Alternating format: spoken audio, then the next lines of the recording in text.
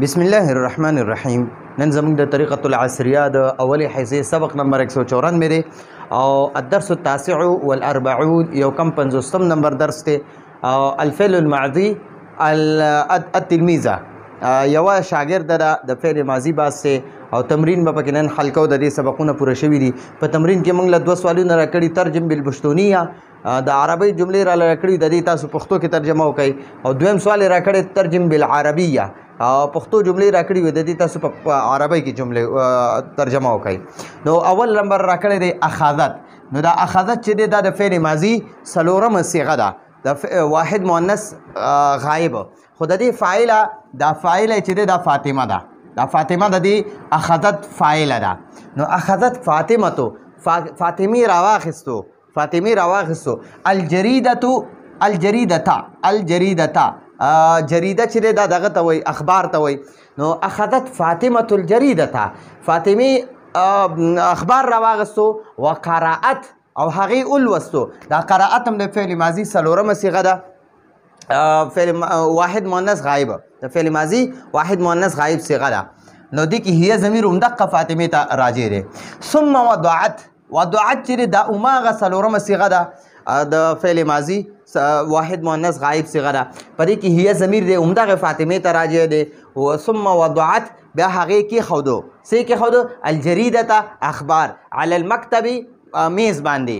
بیا یې په میز باندې هغه اخبار کېښودو.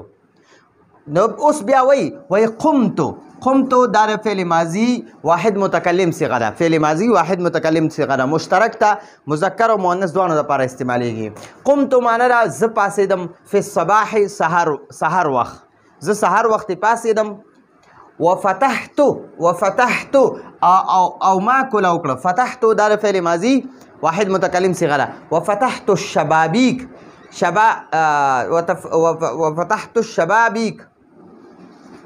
شبابیک، شبابیک د شباک جمع ده. شباک یوې کړکۍ ته وایي او شبابیک زیاتې کړکیانو ته وایي. وفتحت او ما کولاو کړه شبابیک کړکیانې، او ما کړکیانې کولاو کړې.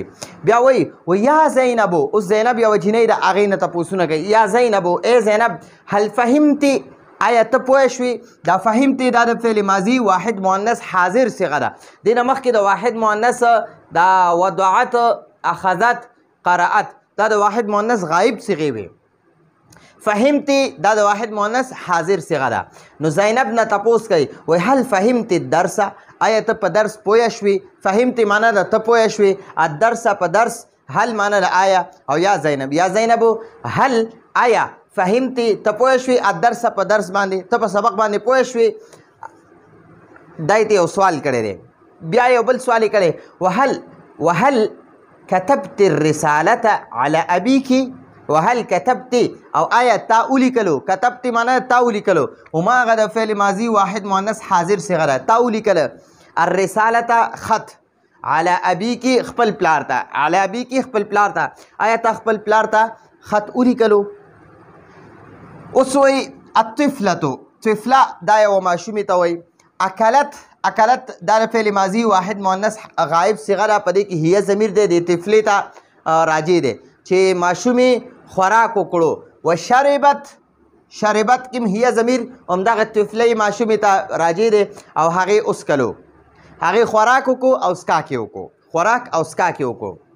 الطفلة اکلت وشربت. شربت هم د فعل ماضي څلورمه صيغه ده، واحد مؤنث غایب. ولعبت، لعبت هم د فعل ماضي واحد مؤنث غایب صيغه ده او په دې کې هي ضمیر هماغه طفلې ته راجع دی. ولعبت او هغې لوبې وکړي. ثم نامت، بیا هغه اوده شوه. نو نامت هم د فعل ماضي واحد مؤنث غایب صيغه ده، څلورم نمبر. نو ولعبت ثم نامت او هغې لوبې وکړي، بیا هغه اوده شوه. نو دا خو موږ سره یو سوال حل شو چې د عربۍ نه موږ پښتو جوړه کړه. اوس یې دویم راکړی دی سوال چې د کوم د پښتو جملې دي د دې نه به موږ عربي جوړو. فاطمې خپلې مور ته وویل، فاطمې خپلې مور ته وویل. فاطمة فاطمې.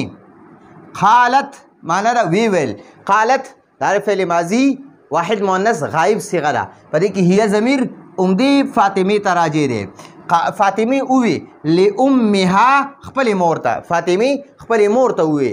فاطمه خپل مور ته وې فاطمه تو قالت لامها فاطمه خپل مور ته وې مور جانې اے مور جانې اے مور جانې اے زما مورې اے زما مورې یا امي اے زما مورې یا امي اے زما مورې اليوم الجمعه نن د جمعې ورځ ده اليوم الجمعه نن د جمعې ورځ ده نن د جمعې ورځ ده اليوم نن الجمعه د جمعې ورځ ده زه سکول ته نه یم تللی زه سکول ته نه یم تللی ما ذهبت زه نه یم تللی الی المدرسة مدرسې ته زه سحر وختي پاسېدم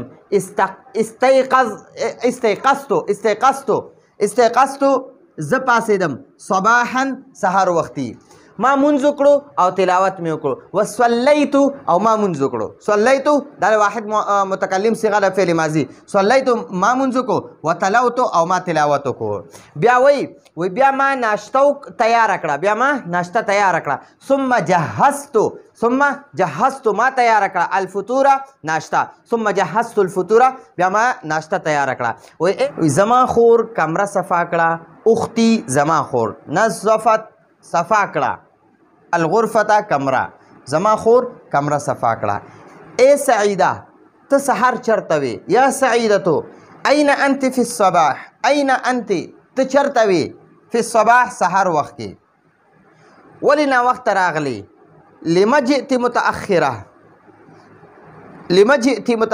ته ولې نا وخت راغلی لما جئت ته ولې راغلی متأخره نا وخته لیټ والی راغلی نو دا زموږ سره د الدرس التاسع والاربعون تمرین هم حل شو او سبقونه هم حل شو او د الفاظ معنی او ضروري قاعدې هم حل شوې نو دا زموږ د نن ورځې درس راتلونکي درس پر اجازه غواړو هذا هو المرام والله اعلم بحقیقة الكلام